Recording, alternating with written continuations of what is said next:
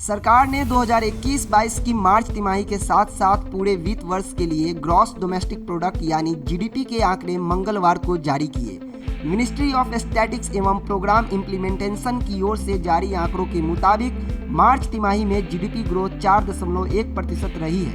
पिछले साल की समान तिमाही में ये 2.5% थी। पूरे साल फाइनेंशियल ईयर 2022 में जीडीपी ग्रोथ 8.7% रही, जो कि फाइनेंशियल ईयर 2021 में -6.6% थी। देश की विकास दर फाइनेंशियल ईयर 2021-22 की अक्टूबर-दिसंबर तिमाही की तुलना में थोड़ी कमजोर रही। पिछली तिमाही अक्टूबर, नवंबर और दिसंबर में जीडीपी ग्रोथ रेट 5.4% थी। वित्त वर्ष 2021-22 की पहली तिमाही अप्रैल, मई और जून में जीडीपी ग्रोथ 20.1% रही थी। दूसरी तिमाही जुलाई, अगस्त और सितंबर में जीडीपी ग्रोथ 8.4% रफ्तार से बढ़ी थी। मार्च तिमाही में जीवीए ग्रोथ 5.7% से घटकर 3.9% हो गई।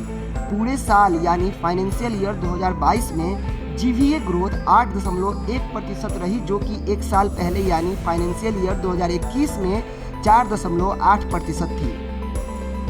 जीडीपी इकोनॉमी की हेल्थ को ट्रैक करने के लिए उपयोग किए जाने वाले सबसे कॉमन इंडिकेटर्स में से एक है।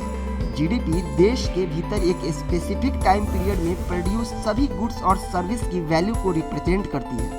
इसमें देश की सीमा के अंदर रहकर जो विदेशी कंपनियां प्रोडक्शन करती हैं उसे भी शामिल किया जाता है।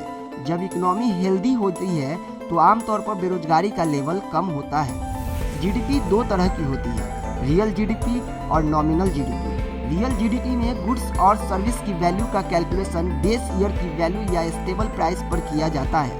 फिलहाल जीडीपी को कैलकुलेट करने के लिए बेस ईयर 2011-12 है, यानी 2011-12 में गुड्स और सर्विस के जो रेट थे उस हिसाब से कैलकुलेशन।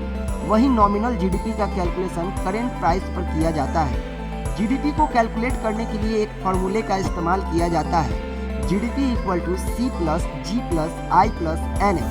यहाँ C का मतलब है प्राइवेट कंजम्पशन, G का मतलब है गवर्नमेंट स्पेंडिंग, I का मतलब है इन्वेस्टमेंट और NX का मतलब है net export. Gross value added यानी GVA से किसी अर्थव्यवस्था में होने वाले कुल आउटपुट और इनकम का पता चलता है। यह बताता है कि एक तय अवधि में इनपुट कॉस्ट और कच्चे माल का दाम निकलने के बाद कितने रुपए की वस्तुओं और सेवाओं का उत्पादन हुआ। इससे यह भी पता चलता है कि किसी खास क्षेत्र, उद्योग या सेक्टर में कितना उत्पादन हुआ है। साधारण शब्दों में कहा जाए तो जीवीए से इकोनॉमी के ओवरऑल हेल्थ के बारे में बताने के अलावा यह भी बताता है कि कौन से सेक्टर संघर्ष कर रहे हैं और कौन से रिकवरी को लीड कर रहे हैं।